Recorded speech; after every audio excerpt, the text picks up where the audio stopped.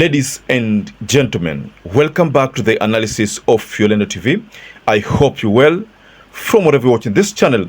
Now, I want us to do something about these explosive revelations concerning Sir Charles Ong'ondo, the deceased member of parliament.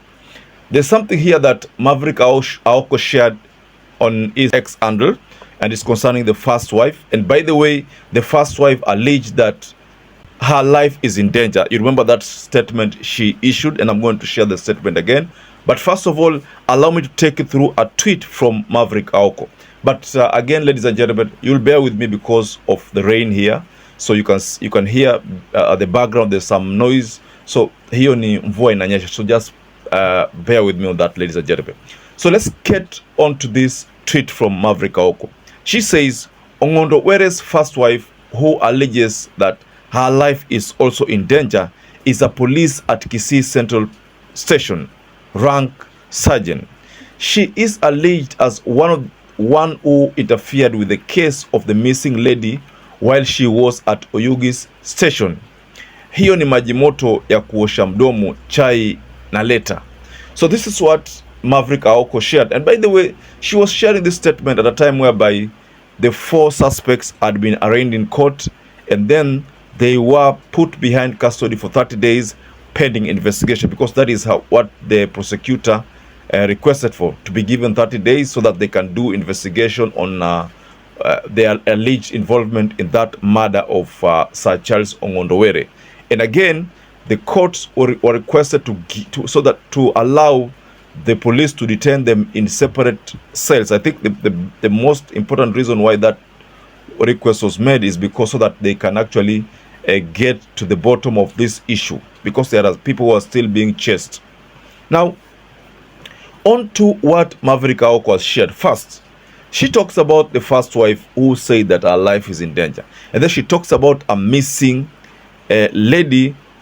I mean, a lady was missing, and there's a story about that Sir Charles Ong'ondo was involved in that. So in this analysis, ladies and gentlemen, I want us to break down this tweet of Maverick Aoko. And again, there's a video I'm going to share from one TikToker who talked about a third eye, something that Kenyans are not talking about. But first of all, before I get to those details, kindly support this channel by liking this video to enable you to share it to many other people. And also subscribe to this channel if you're not subscribed before. And to our existing subscribers, I want to continue thanking you so much, because without you, this channel wouldn't have grown. So Maverick tells us about the first wife being in danger. Yes, this is confirmed in this video. Na mwenye amefanya hiyo kitendo, hata mimi wamejaribu kunipa mara 2 nikienda kazini. Mimi najua si yuko safe, lakini muniombe sana. Very well, ladies and gentlemen. I can't really confirm the second part where he talks about the lady being a police officer at Kisii Central Station, because looking at some reactions here, as there are people who reacted to that tweet, and they seems to be differing with Maverick Aoko, but I can't differ with her because I don't know whether it's true. But someone by the name Josh Dev says, Niko Kisii Central, and this lady doesn't exist here, my friend. Then Jasia talks about, hangekufa content gani ungekuwa nayo sahihi. Okay. Then there's someone by the name Engineer Moti says, Madam Sergeant will be moving around with a cocked gun. So the lady in question here is the first wife of the deceased or the slain MP. And this lady is believed to be a police officer, you know. So that is what Maverick Aoko is alleging. So there's someone who has surfaced with his own take of this whole matter, because what if the person who is involved in this murder ni mtu katika familia pale? Unajua, the member of parliament had many wives, rather 2 wives. Those are the ones we know about, because those are the ones who surfaced. But again, the son ni mkubwa sana. The son ni mkubwa to a level by anaendesha gari. So the son ni mkubwa, it means maybe Ong'ondo could have had another wife, because the car that he took when he was shot is one that belonged to the son. So he swapped the 2 cars so that he could beef up his security, probably because he knew that he was being trailed. So ladies and gentlemen, I want to take you to a video where someone is giving us something that Kenyans are not asking themselves about. Why aren't Kenyans thinking about the family of ONG'ONDO Were? So just listen to this video. So, the slain Kasipul Member of Parliament, ONG'ONDO Charles Were, is not married to a Luo. He is married to a Meru and a Kalenjin. And it is reported that one of his wives, is a serving police officer. And is one of those police officers who helped Honorable ONG'ONDO Were to cover his thuggish behavior.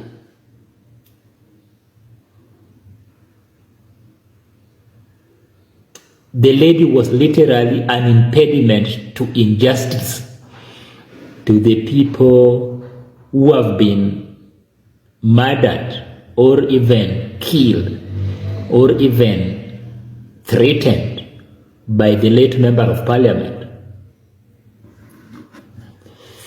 So I'm thinking aloud, in this country where people get carried along by the media, how come that the investigation is not even pointing at the wives?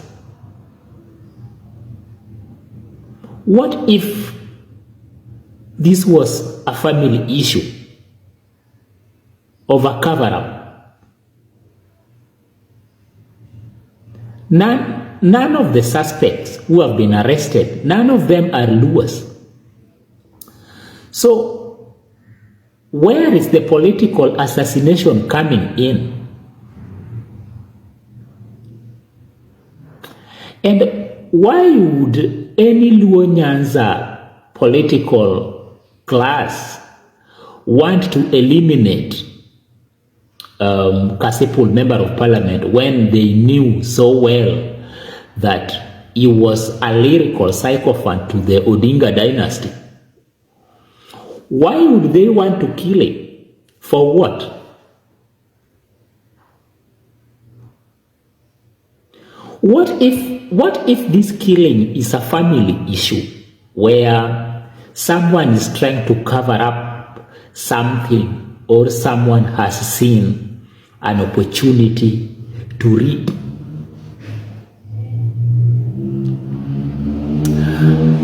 The Kasipul Member of Parliament was a living thug, surrounded by thugs. Why would any Luo member political class eliminate him? And where do these Luo members of Parliament get this assertion that he was assassinated? It was a political assassination. By who? Why can't the investigation look inside ONG'ONDO Were's house?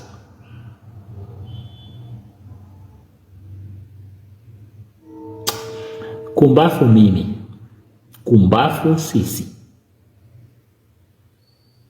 Don't worry, I'm just thinking aloud. Very well, ladies and gentlemen, from that video you can tell that someone is trying to push another narrative that what if the culprits exist in the family? What if? Because right now we know of 4 people who have been arrested, and we know that the DCI is still doing the best it can to nest more people. And again, there is a police officer, or rather an AP, who has confessed to be, there's one of the suspects who has confessed to be someone from the police. So it's believed that this person is the one who orchestrated everything. We don't know because investigations are still going on, and the DCI is trying to pick the pieces to enable it or nest, or rather narrow down to the person responsible. Because based on these 4 people, ni kama the DCI akona lead fulani ambao ni kama anaelekea mahali pazuri. It's going to be the first time whereby someone is rather I would say first time, because most of these cases zinaenda zinakuwa prolonged, watu wanasahau, then they get to other cases zingine zinakuja, so they keep on people keep on forgetting them.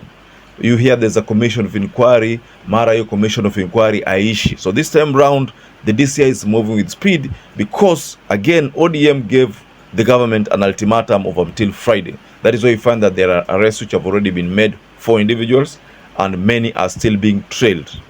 So ladies and gentlemen, do you think there is some suspicion in the family of ONG'ONDO?